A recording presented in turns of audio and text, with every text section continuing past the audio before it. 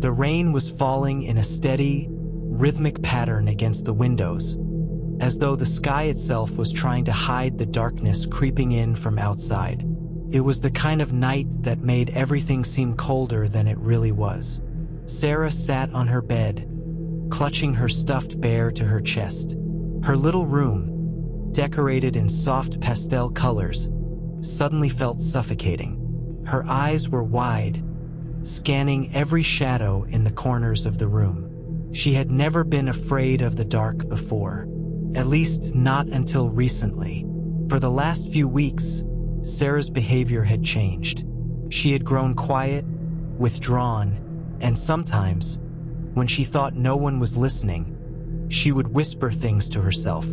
Her mother had chalked it up to growing pains or perhaps just the usual childhood imagination. But tonight, as Sarah lay awake in her bed, she couldn't shake the feeling that something was wrong, something far worse than just her overactive imagination. It had started with the whispers. "Sarah, are you still awake?" her mother asked, peeking her head around the doorframe. "Yes, Mommy," Sarah replied, her voice small and shaky. Her gaze shifted to the space under her bed, and for a brief moment her lips trembled. "I don't want to sleep alone tonight." Her mother smiled, though there was a hint of concern in her eyes. "You're a big girl now. You don't need anyone to sleep with you." "I don't want to sleep in the dark," Sarah whispered, her eyes still fixed on the shadowy space beneath the bed. Her mother shook her head, trying to hide her unease. "You're safe here, sweetheart. Now close your eyes and go to sleep. I'll leave the door open a little bit so the light from the hallway comes in." As her mother left the room, Sarah's eyes stayed locked on the shadows beneath her bed. She heard the faint rustling again, like something or someone was shifting in the darkness. Her heart pounded as she leaned over the edge of her bed to peer into the abyss. "Are you still there?" she whispered, her voice barely a breath. A soft giggle came from under the bed, and a cold shiver ran down Sarah's spine. First, she had thought it was just her imagination. After all, it was easy for a child to mistake a creaking floorboard for a voice. But the giggles had grown louder, more distinct, and now they didn't sound like the innocent laughter of a friend. Her little imaginary friend, Charlie, had always been a comforting presence. He was there when Sarah was lonely, a small figure she would talk to for hours. But Charlie wasn't like other imaginary friends. He didn't just sit by her side and play pretend. He was always watching her, always whispering, telling her things only she could hear. And lately, his whispers had become darker. "You shouldn't trust them," Charlie had said the night before, his voice low and raspy. "They don't understand us. They don't know what I really am." Sarah had stared at the space under her bed, her tiny fingers gripping the sheets. "What do you mean, Charlie?" she had asked. "What are you?" Charlie had never answered her directly. He would only laugh, his voice filled with a strange, eerie joy. But tonight, something was different. The giggle was no longer innocent. It was laced with something darker, something sinister.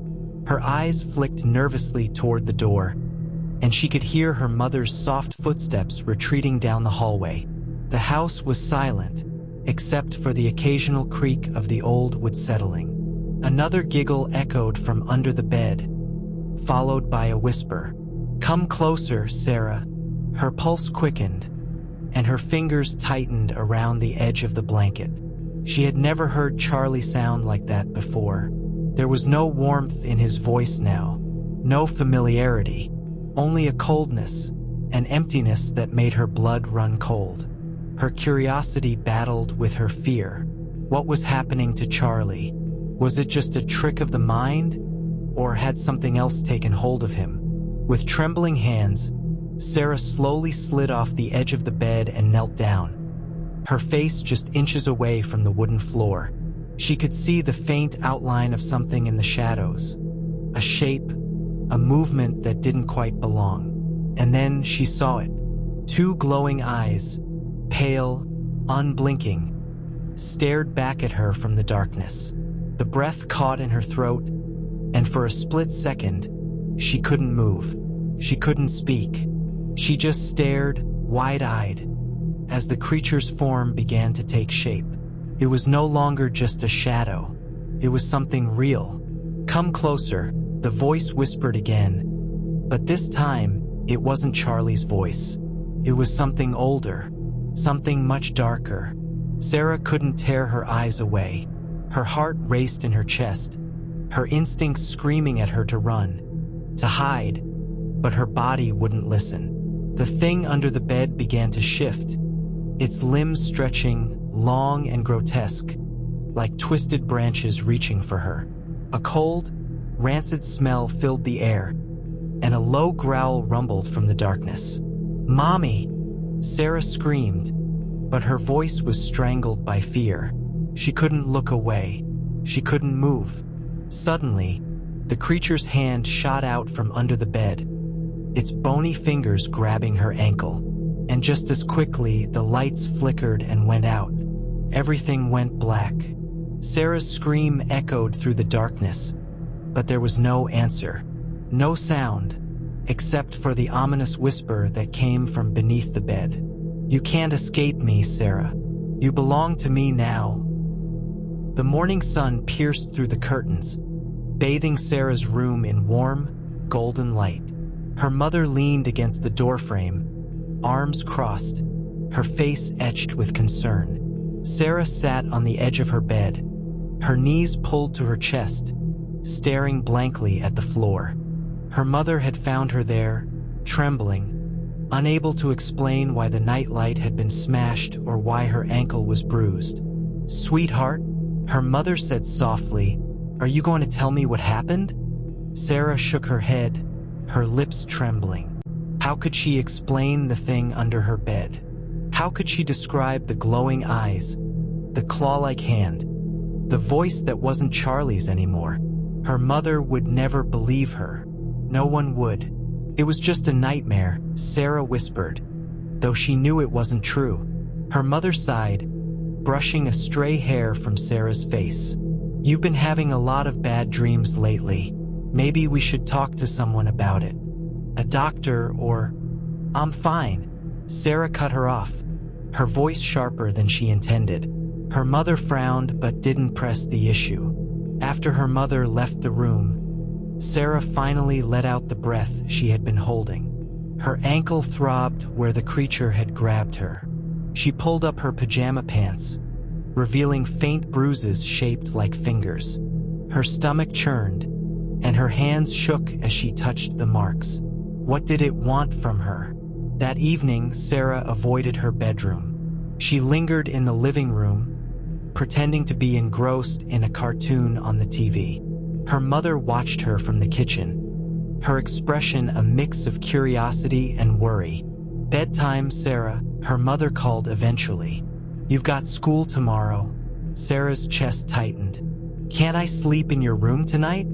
Her mother frowned, wiping her hands on a dish towel. "You're a big girl. You don't need to sleep in my bed." Sarah swallowed hard, her eyes darting toward the dark hallway that led to her room. She thought about arguing but knew it wouldn't help. Her mother would never understand. Later that night, Sarah sat in her bed, the covers pulled up to her chin. She had turned on every light in her room, including a new night light her mother had plugged into the wall. The glow cast strange, wavering shadows on the walls, but it was better than the darkness. Her stuffed bear sat next to her, its button eyes staring blankly ahead. She held it tightly, as though it could protect her. "Charlie," she whispered into the silence. There was no reply. She hadn't heard his voice all day. Part of her hoped he was gone, that whatever had taken his place had left with him. But deep down, she knew better. The creature wasn't gone. It was waiting. Hours passed. The house was silent except for the occasional creak of the floorboards and the distant hum of the refrigerator. Sarah's eyelids grew heavy, and despite her fear, She began to drift off. Then she heard it, a soft scraping sound, like claws dragging across wood. Her eyes snapped open. She held her breath, her heart pounding in her chest. The sound came again, louder this time. It was coming from under the bed. Sarah's fingers tightened around her bear. She didn't dare move. "Sarah," a voice whispered. It wasn't Charlie's. It was deeper, rougher, filled with malice. "Come play with me."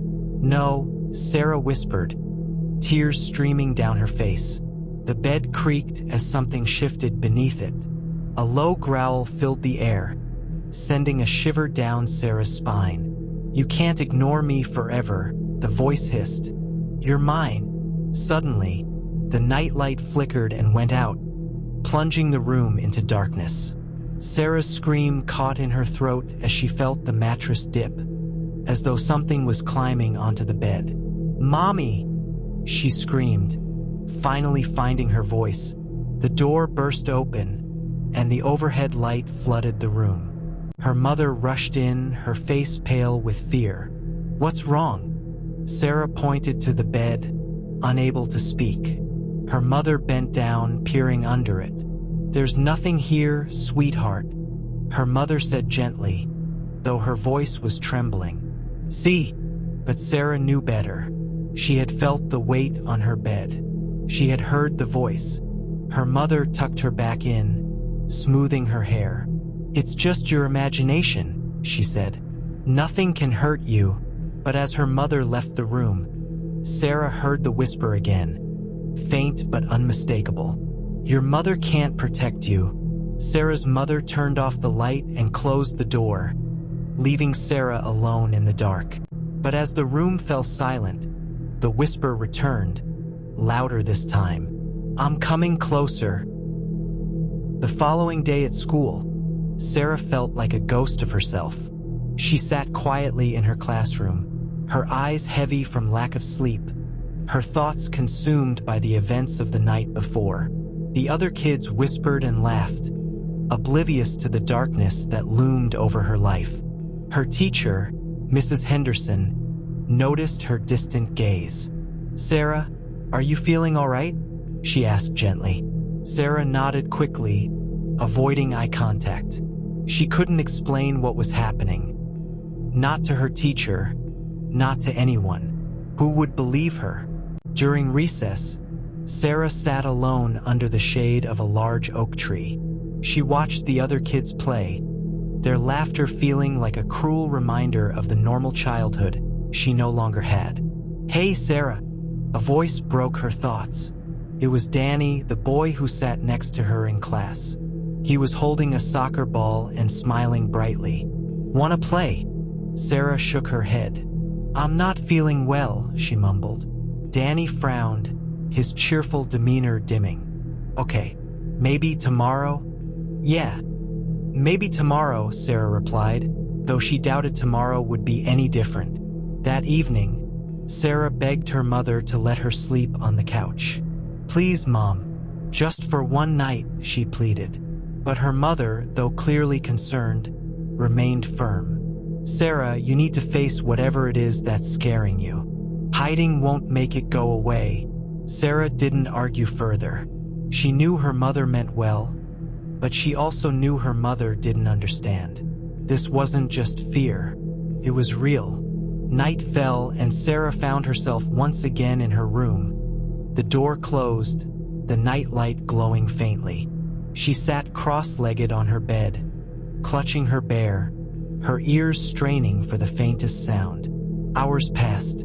At first, there was nothing but the usual creaks of the house settling. Then, just as Sarah began to think she might make it through the night, the whisper came. "Sarah?" Her blood ran cold. It was the same voice, low and menacing, dripping with malice. "Why won't you talk to me?" the voice hissed. "We're friends, remember?" "No, we're not," Sarah whispered back, her voice trembling.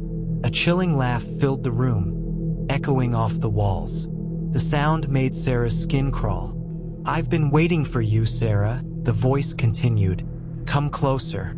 Let me see you." Sarah pressed herself against the headboard, her heart pounding in her chest. "Go away," she screamed, tears streaming down her face. The room fell silent.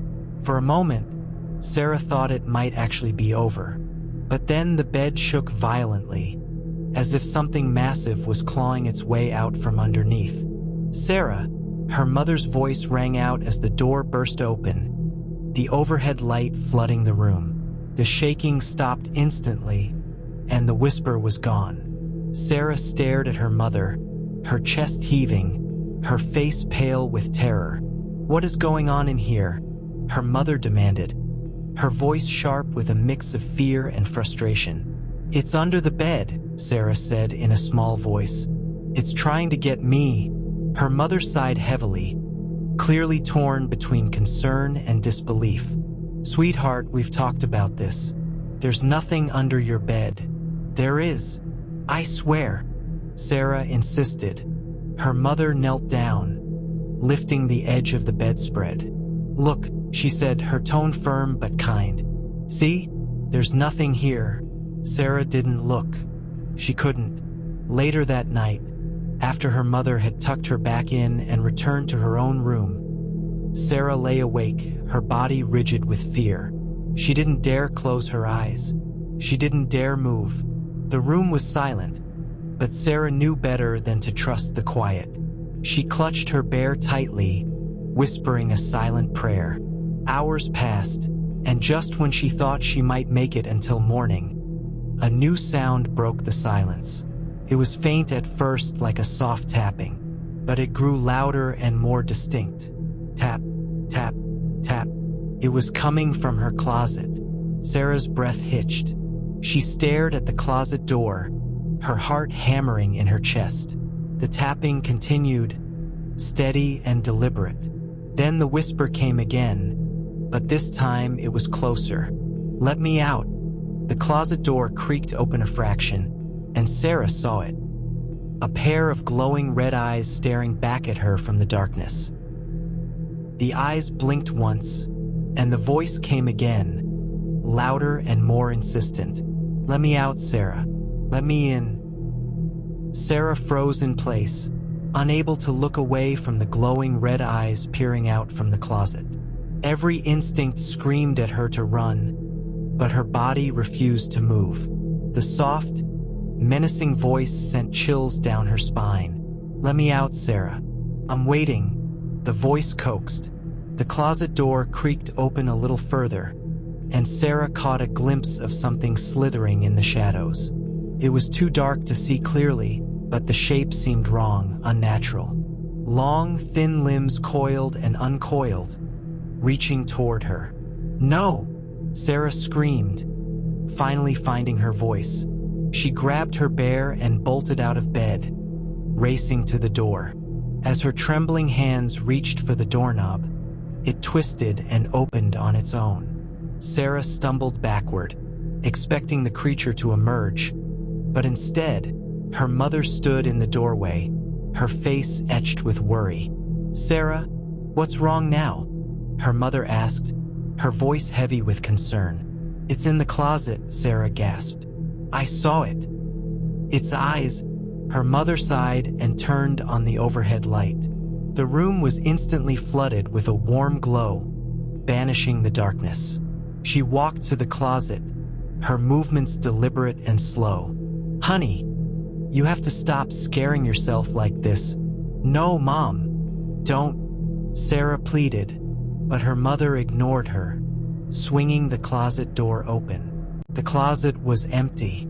Clothes hung neatly on their hangers, shoes lined up on the floor, and no sign of anything unusual.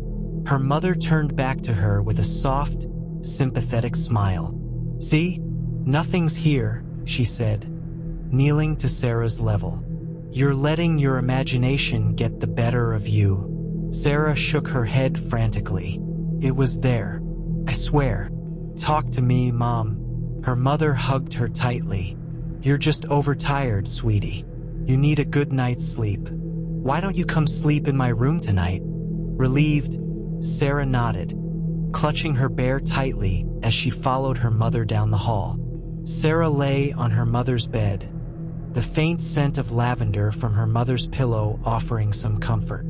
The room was much brighter than hers, the hallway light spilling in through the open door. Her mother lay beside her, already fast asleep, but Sarah couldn't relax. Every sound made her flinch, the groan of the old pipes, the distant hum of the refrigerator. She closed her eyes, trying to block it all out, but then she heard it again. Tap, tap, tap. Her eyes snapped open. The sound was faint but unmistakable. It wasn't coming from the closet this time, it was coming from the hallway. Sarah's breath quickened. She turned her head slowly toward the door, her heart pounding in her chest. The hallway was dark, the light at the far end flickering faintly. The tapping grew louder, echoing through the stillness. And then she saw it. A shadow moved at the edge of the light, its shape distorted and twisted. It was hunched, its limbs long and spindly, and it seemed to glide rather than walk. "Sarah," the voice whispered, more insistent now. "You can't hide from me."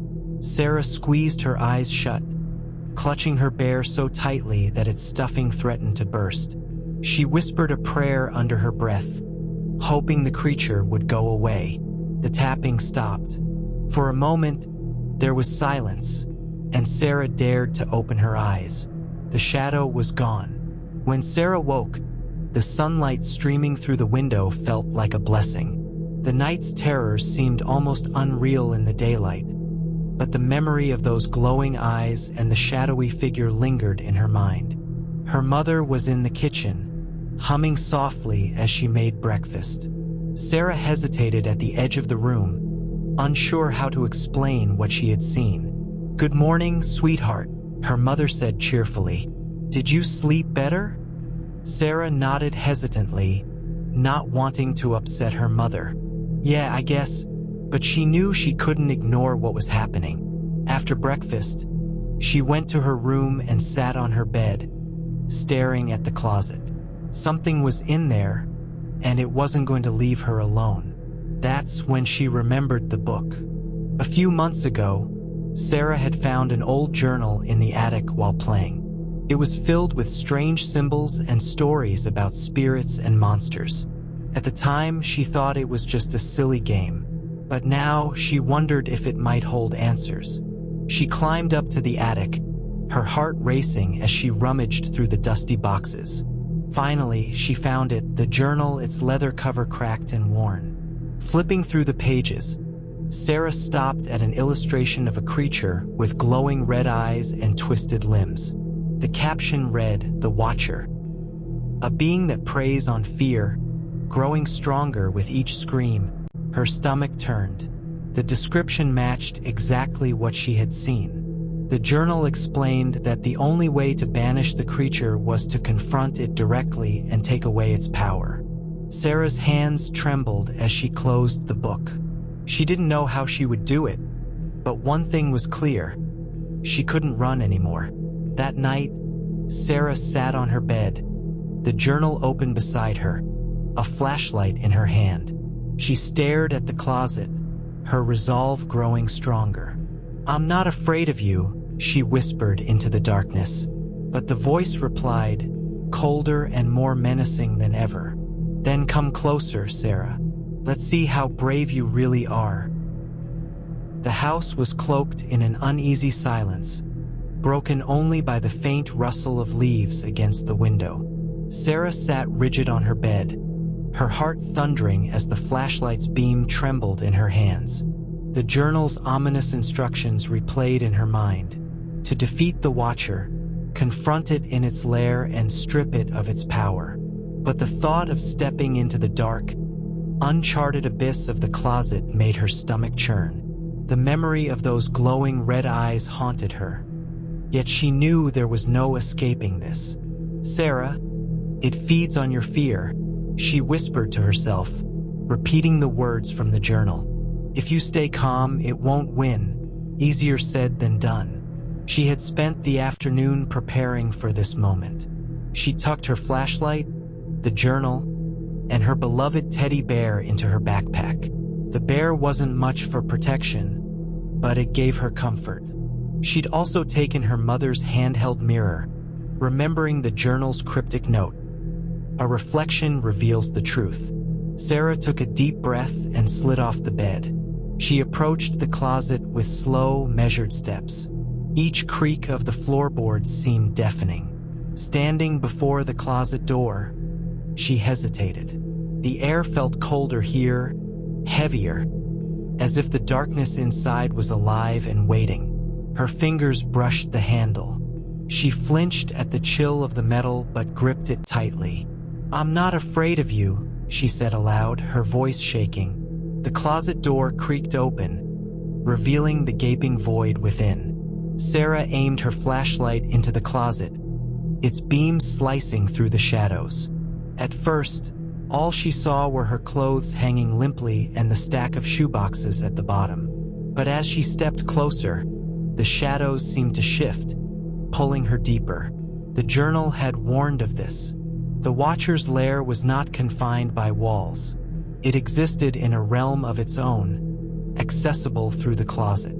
The further she walked, the more the space around her stretched and warped. The air grew colder, her breaths visible in the dim light. Then she saw it, a dark tunnel carved into the back wall of the closet. It pulsed with an unnatural energy, as though alive. Sarah swallowed hard. There was no turning back now. She stepped into the tunnel, her flashlight flickering as the shadows closed in around her. The tunnel opened into a cavernous chamber, its walls shimmering with an eerie, pulsating glow. Shapes flickered in the periphery of her vision, vanishing the moment she turned to look. The floor was covered in a strange, sticky substance that clung to her shoes, slowing her steps. In the center of the room stood a twisted throne made of bones and shadows. And there, seated atop it, was the Watcher. It was more horrifying than Sarah had imagined. Its limbs were impossibly long, its fingers tipped with razor-sharp claws. Its glowing red eyes bore into her, filled with malice and hunger. Its voice echoed through the chamber, cold and mocking. "You've come to play, little one," it hissed. "But you're too late. Your fear has made me stronger." Sarah gripped her flashlight tightly, her knees trembling. She fought the urge to scream, reminding herself of the journal's instructions. "You don't scare me," she shouted, though her voice wavered. The Watcher laughed, a sound like nails on a chalkboard. "Lies. I can taste your terror." "Delicious." Sarah reached into her backpack and pulled out the mirror. The Watcher recoiled slightly, its form flickering as though unstable. The journal had said that the creature couldn't bear to see its true self. She held the mirror up, angling it toward the throne. "Look at yourself," she demanded. The Watcher screeched, its claws slashing at the air.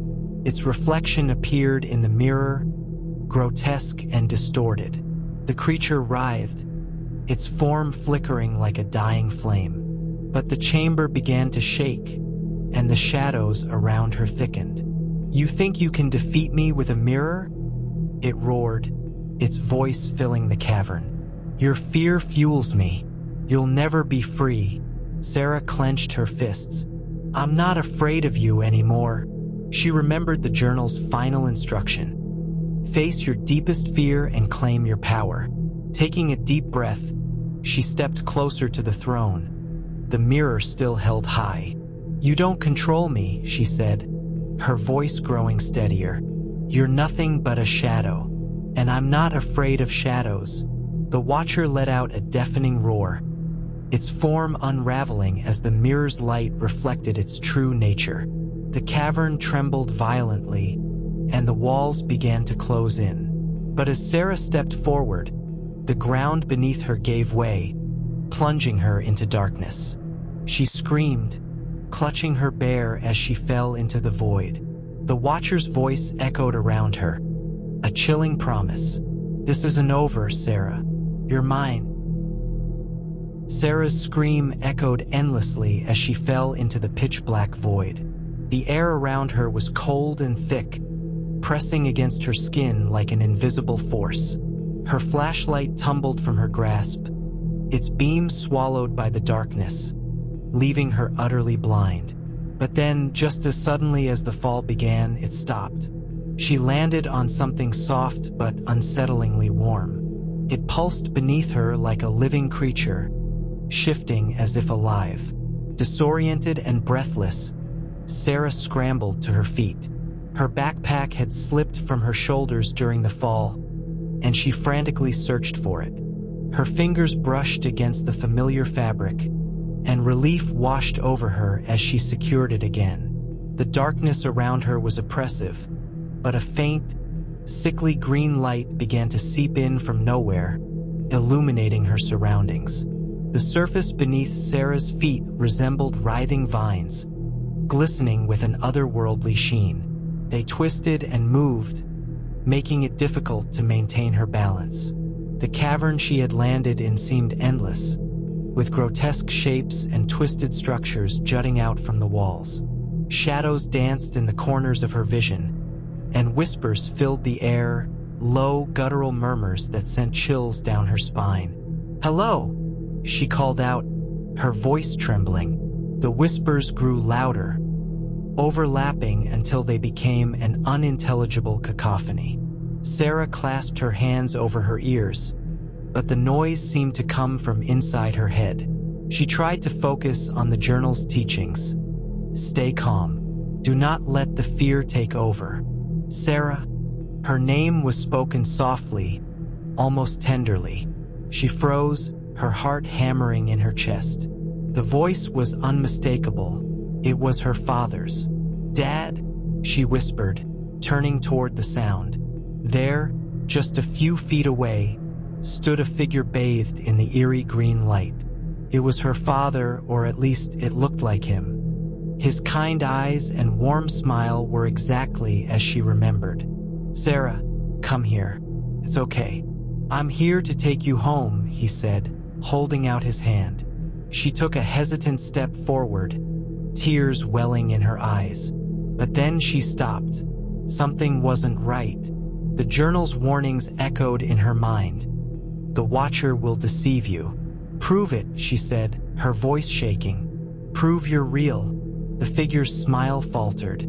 Its eyes darkened, and its outstretched hand twisted into a claw. "Sarah," it hissed, its voice warping, "don't you trust me?" The figure lunged at her, but Sarah dodged, grabbing the handheld mirror from her backpack. She held it up, the reflective surface catching the dim green light. The creature's true form was revealed. A grotesque, misshapen shadow with gnarled limbs and glowing red eyes. It let out an ear-piercing screech and recoiled, its form flickering like a dying flame. Sarah ran. The ground beneath her shifted and writhed, but she pushed forward, clutching the mirror like a weapon. The whispers followed her, growing louder with every step. She stumbled into another chamber, larger than the one she had left. The walls were lined with mirrors of all shapes and sizes, each one reflecting not her image, but twisted versions of herself. One mirror showed her with hollow eyes, her skin pale and stretched tight over her bones. Another displayed her as a marionette, strings controlling her every move. A third showed her consumed by shadows, her face frozen in a silent scream. "You can't escape, Sarah," the Watcher's voice boomed, echoing through the chamber. "This is your fate." Sarah's chest heaved with fear, but she forced herself to focus. She remembered the journal's advice. "The Watcher thrives on your terror. You must confront it with courage." "I'm not afraid of you," she shouted, though her voice quivered. The mirrors around her began to crack, spiderweb fractures spreading across their surfaces. The Watcher's laugh filled the air, but Sarah held her ground. "You're just a shadow," she continued, her voice gaining strength. "You have no power over me." The mirrors shattered all at once, their shards falling to the ground like rain. The chamber trembled, and a new path opened before her. A narrow bridge stretching into a vast abyss. Sarah stepped onto the bridge, clutching the mirror tightly. The abyss below seemed endless, and the air was thick with an unnatural chill. At the far end of the bridge, the Watcher awaited her, its form more monstrous than ever. Its claws were longer, its eyes brighter, and its voice filled with venom. "You think you've won, little girl?" it sneered. "This is only the beginning." Sarah took a deep breath and stepped forward. "We'll see about that." The narrow bridge beneath Sarah's feet creaked with every step. The void surrounding her was a swirling chaos of shadows, alive with unearthly whispers. The Watcher stood at the other end, its monstrous form silhouetted against the eerie green glow emanating from the abyss. Sarah's grip tightened on the mirror in her hand, her knuckles turning white. The journal had warned her that the final confrontation would be the most perilous. She repeated the mantra in her head like a prayer. "The Watcher cannot harm you if you remain unafraid." But fear was a beast of its own, clawing at her resolve with every step she took. As she advanced, the bridge itself seemed to react, shifting and warping beneath her. Vines slithered up the sides, twisting together like skeletal hands reaching for her ankles. She dodged and leapt, narrowly avoiding their grasp. "You can't run forever, Sarah," the Watcher taunted, its voice deep and resonant, shaking the very air. "I'm not running," she shot back, her voice steady despite the fear gnawing at her. The creature roared, and the bridge convulsed violently. Sarah lost her footing, falling to her knees. The mirror slipped from her grasp, clattering dangerously close to the edge. She lunged for it, her fingers brushing the cold glass just as a tendril of darkness lashed out. When Sarah's hand closed around the mirror, the world around her shifted. The bridge dissolved into nothingness, replaced by her bedroom. The soft glow of her nightlight bathed the walls in warm, familiar hues. Confused, Sarah blinked and looked around. Her bed, her stuffed animals, and even the faint smell of her mother's lavender laundry detergent were all there. "Sarah, sweetie, it's okay," her mother's soothing voice said. Sarah turned to see her mother standing in the doorway, her arms open in a comforting gesture. Tears welled in Sarah's eyes, and she stumbled toward her. But as she got closer, her mother's face began to change. Her eyes darkened, her smile stretched unnaturally wide, and her arms elongated into grotesque claws. "Come to me," the creature that wore her mother's face whispered. Sarah froze. She gripped the mirror tightly and raised it. In its reflection, the truth was revealed. The room was a crumbling facade, and the creature before her was a twisted amalgamation of shadows and teeth. "No," Sarah said firmly, stepping back. "You're not real." The illusion shattered like glass, and Sarah found herself back on the bridge, the abyss stretching endlessly around her. The Watcher was closer now, its massive form looming over her. Its glowing red eyes bore into hers, and its voice dripped with malice. "You are nothing, little girl," it sneered. "Just another lost soul for my collection." Sarah's pulse raced, but she held the mirror up like a shield. "You don't scare me," she lied, her voice shaking. The Watcher laughed, a sound so dark and guttural it seemed to vibrate through the air. It raised one of its massive claws and swiped at her, but the mirror's reflective surface repelled the blow. The creature recoiled, screeching in agony as the light from the mirror burned its flesh. "You think that little trinket will save you?" it spat.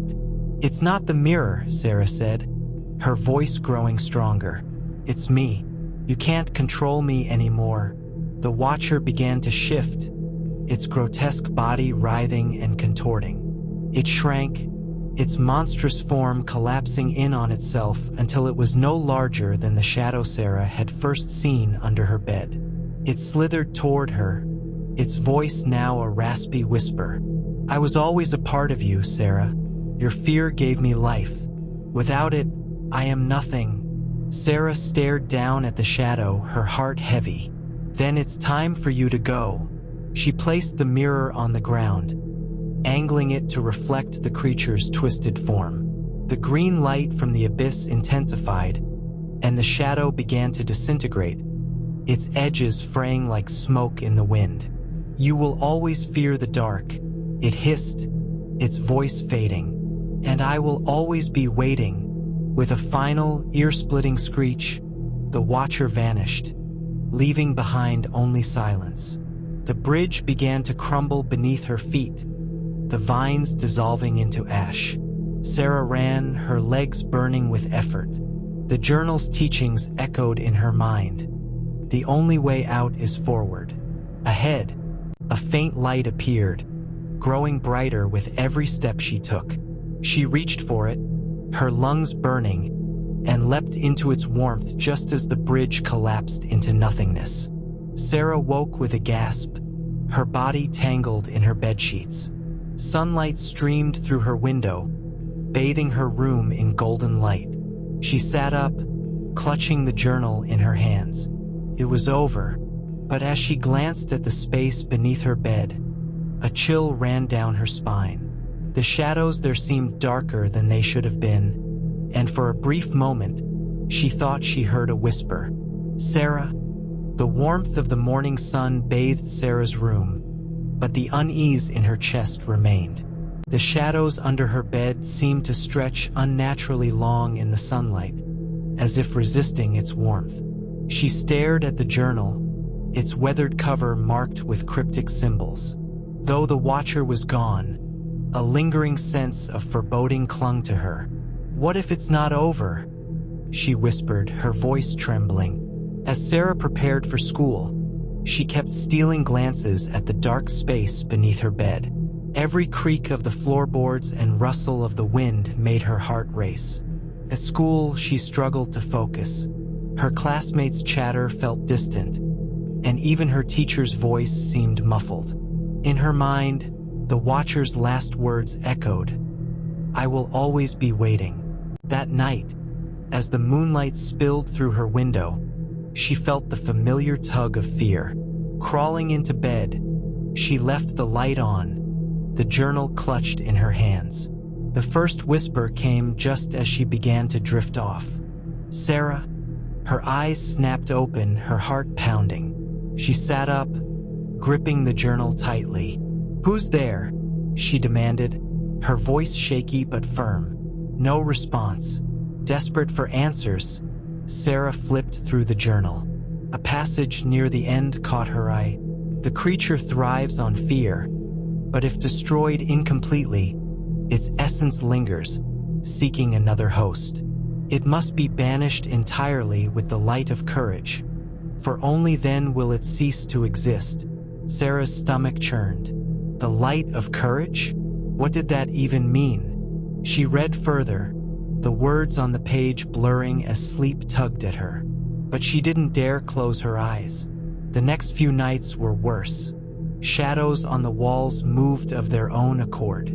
Soft whispers grew into guttural growls. Objects in her room shifted slightly, as though nudged by unseen hands. On the fourth night, her bedroom door slammed shut on its own. Sarah bolted upright, clutching the journal like a lifeline. "Show yourself," she yelled, her voice cracking. The room fell silent, the air thick with tension. Slowly, the darkness under her bed began to coalesce, rising like smoke. Out of the swirling shadows emerged a figure. No longer the watcher's grotesque form, but something leaner, more human-like, its eyes burning with malevolence. "You thought you could get rid of me?" it hissed, a sinister grin spreading across its face. "I'm a part of you, Sarah. I always will be." Sarah's breathing quickened, but she forced herself to stand. "You're not real," she said, the words trembling on her lips. "You're just my fear." The creature laughed, a cold, hollow sound. "Your fear gave me power, Sarah. Without it, I am nothing. But you'll never be rid of me, because you'll always be afraid." Her hands tightened around the journal. She thought of the passage she'd read. The light of courage. Could it really work? Sarah stepped closer to the creature, her legs shaking but her resolve growing. "You're wrong," she said. "I've been afraid my whole life, but not anymore. I'm not afraid of you." The creature faltered, its grin fading. "Liar. I'm not afraid," she repeated, her voice stronger this time. She opened the journal, and as she read the words aloud, a soft glow began to emanate from its pages. The light grew brighter, illuminating the room with a warm, golden hue. The creature recoiled, screeching in pain. "Stop!" it bellowed, its form beginning to waver. But Sarah didn't stop. She stepped closer, holding the journal out in front of her. "You don't belong here," she said. "You're not a part of me anymore." The creature's form dissolved into tendrils of shadow, twisting and writhing as the light engulfed it. Its screams filled the room, then faded into silence. When the last of the shadows disappeared, Sarah sank to the floor, tears streaming down her face. The journal lay open in her lap, its pages blank as if their purpose had been fulfilled. For the first time in weeks, the room was quiet, peaceful. In the days that followed, Sarah felt a sense of freedom she hadn't known before. The shadows under her bed were just shadows. The whispers were gone.